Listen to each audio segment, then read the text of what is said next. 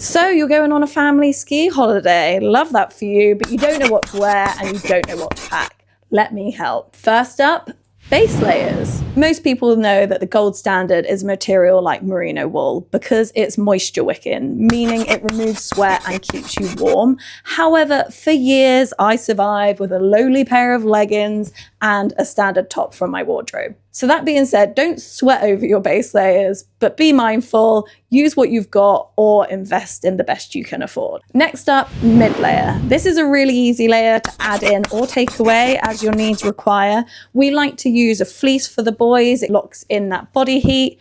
But for myself, I tend to use like a nano puff as my mid layer. Next up, outer layer. They come in all different shapes and sizes. Quite literally, you could have a onesie, a bib, jacket, salopettes. I think it really just comes down to personal preference. There are so many brands available now and most of them are pretty good.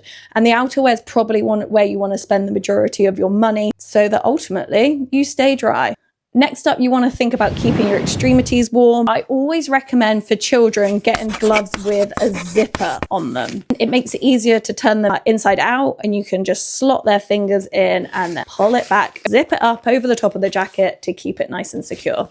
My personal preference is mittens, and spending the money on good quality will pay dividends because you'll keep them for years to come. Of course, you're not going to want to forget your hats. For children, babies, or little balaclavas. It means that they're not going to be pulling them off their heads because they simply can't. And also helpful to have a few buffs whenever you go skiing. They work on kids and they can be positioned in different ways depending on the temperature.